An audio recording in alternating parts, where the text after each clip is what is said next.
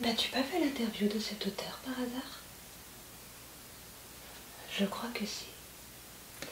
J'ai trouvé exactement ce qu'il te faut pour t'aider dans cette lecture. Enfin, je l'espère.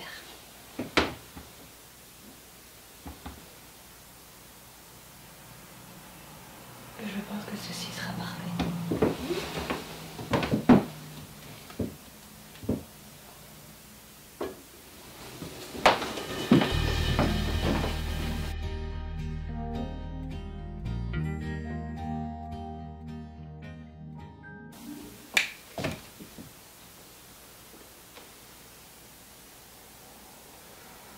Ça sent l'océan.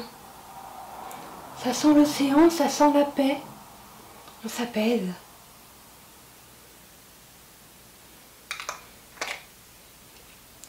Ma chère lanterne m'a laissé du sable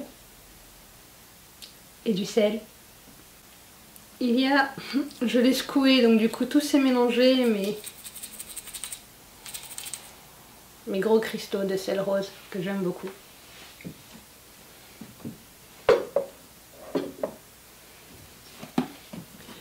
Les Seigneurs de Bohême d'Estelle Faye, sans doute pour moi le roman le plus difficile à vous décrire.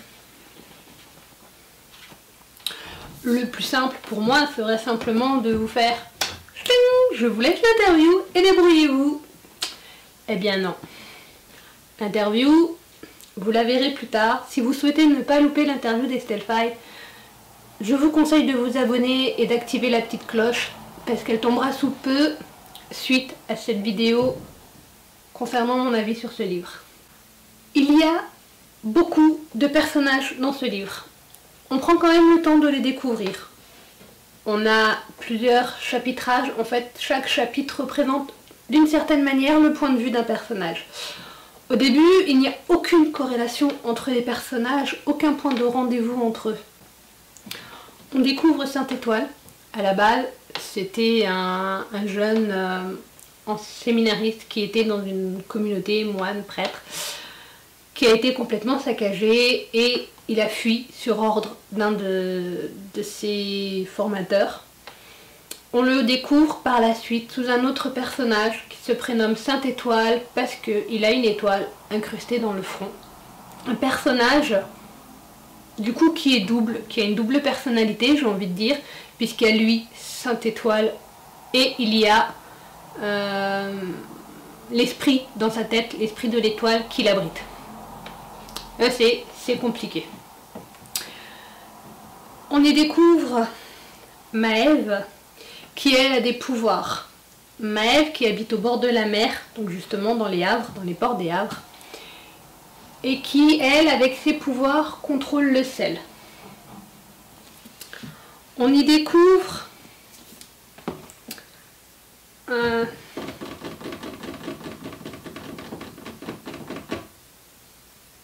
j'ai plus tous les noms, j'ai plus mes notes, ça m'énerve.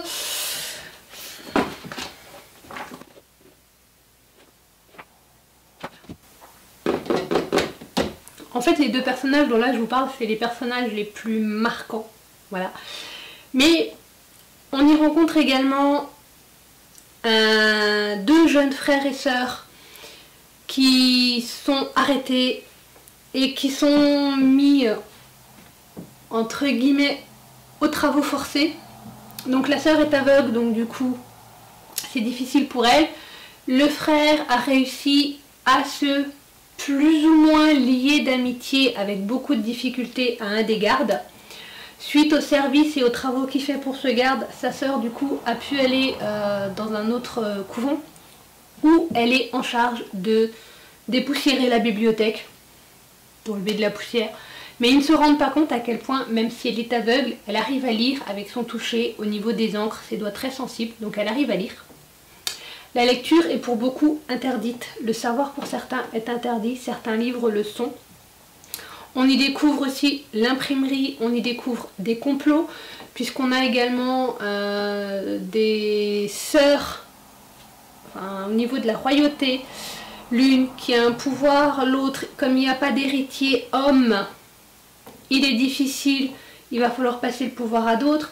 La reine Son pouvoir à elle est censé bloquer des vaisseaux noirs qui approchent par la mer au niveau des havres et qui devient vraiment menaçant au niveau des ports. C'est pourquoi Maëve quitte ces havres pour aller justement à la rencontre de cette reine pour demander de l'aide, justement. Pourquoi ces vaisseaux avancent petit à petit et justement ne sont plus arrêtés.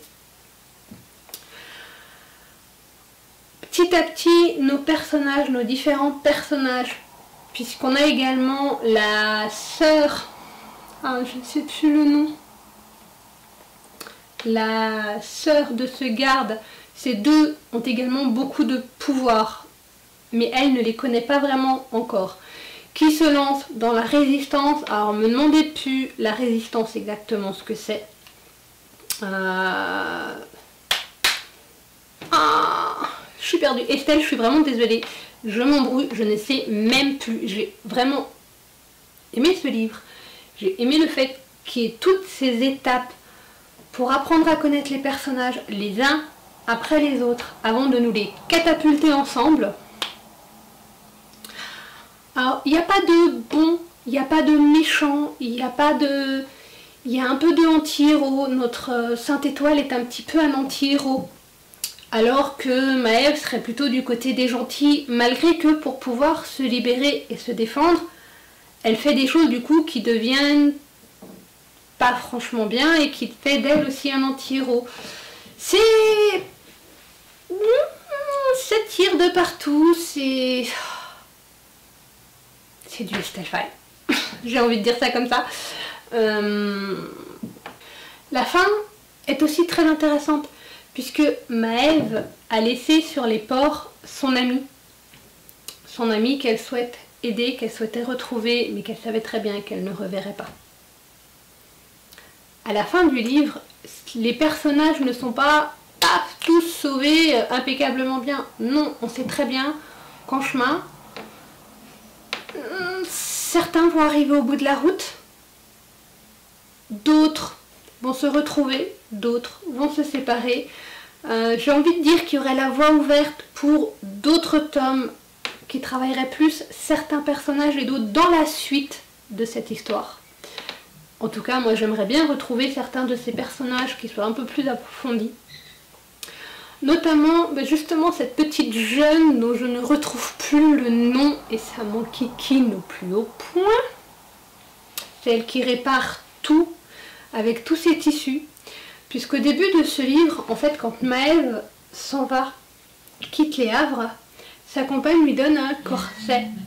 Un corset qui est décrit et que j'ai beaucoup aimé. Ce corset est le premier objet qui relie deux personnages de par le fait que la personne, cette petite jeune, qui rafistole tous ses tissus, tous les vêtements qu'on lui donne, le garde, quand Maëve se fait arrêter, le lui donne en lui disant si tu arrives à le réparer, à le revendre, voilà, on se partage l'argent. Je m'attendais à revoir ce corset parce que je le trouvais magnifique dans sa description, parce que je lui trouvais une symbolique importante et finalement c'est pas le cas. Je le retrouve pas et j'aimerais bien le retrouver plus tard dans une autre histoire avec cette petite jeune. J'aimerais que son histoire à elle soit plus approfondie, que son pouvoir s'ouvre en fait. Parce que son pouvoir à elle, c'est de réunir les gens, c'est d'aider les gens, c'est de relancer la résistance. Elle devient le symbole de cette résistance. Elle devient le porte-parole. Et c'est devenu un personnage important. Le frère et Sainte-Étoile, donc le frère, le garde, avec ses pouvoirs magiques, et Sainte-Étoile, finalement, en fait, tous ces personnages qui soient dans une résistance, dans une révolte, dans un truc, au final, sans le savoir, sont pour la même cause, sont pour le même combat, et se réunissent dans ce combat tout en s'y étant déchirés au départ parce qu'ils n'avaient pas les mêmes points de vue et ils ne se rendaient pas compte qu'ils étaient au final dans le même camp. C'est très complexe à expliquer. C'est un univers, oui, très complexe, mais dans lequel j'ai vraiment aimé me plonger et dans lequel je me replongerai avec plaisir pour une relecture. Je relis très rarement mes livres, pour la simple et bonne raison que quand je commence à en lire un, je vais pas dire que je m'ennuie, mais au fur et à mesure que je m'avance dans les premières lignes, les premiers chapitres, je me souviens d'absolument tout de ce que j'ai lu. Donc du coup, j'ai pas forcément de plaisir à relire un livre, mais pour certains, si c'est le cas. Donc je pense que ce livre-là fera partie des rares où ce sera avec plaisir que je replongerai dedans. Pour ça, merci Estelle. Et encore une fois, le choix du finaliste va être très dur.